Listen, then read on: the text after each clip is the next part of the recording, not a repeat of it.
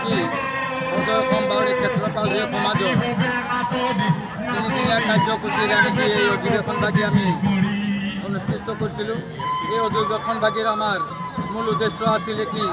যে আমাৰ এই বাউৰী জাতিৰ অসম ভিত্তিত জাতি সংস্কৃতি কলা শিক্ষা আৰু যি আমাৰ এই সমাজত কিছুমান ৰীতি নীতি আছে এই সমস্ত বিষয়বস্তুৰ ওপৰত আলোচনা কৰি আমাৰ এই বাউৰী জাতিৰ সমাজখনি যাতে অসমীয়া নহয় সৰ্বভাৰতীয় সমাজৰ লগত জাতিৰ লগত একেলগে মিলি যাতে আমি আগবাঢ়ি যাব পাৰি,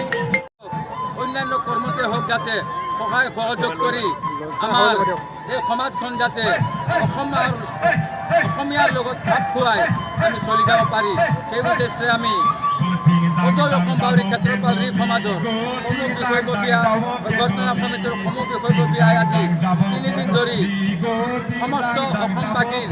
জাতি জনগোষ্ঠী আৰু আমাৰ সংখ্যালঘু যি 33টা জাতি আছে এই 33টা জাতিৰ জনগোষ্ঠীয়ে যি আমাক সহায় সহযোগ কৰিলে সেই সকলোকে আমি কৃতজ্ঞতা জ্ঞাপন কৰিছোঁ।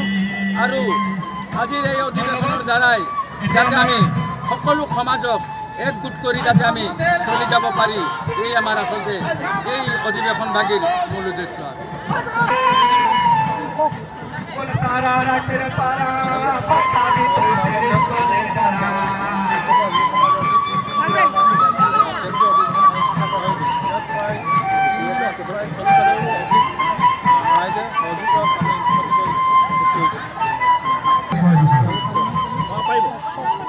জয় জয়তী আজি আমি সদৌ অসম ভিত্তিত যি বাউৰী ক্ষেত্ৰপাল সমাজৰ যি অধিৱেশনভাগী অনুষ্ঠিত কৰিলোঁ, তাত আমি অভ্যৰ্থনা সমিতিৰ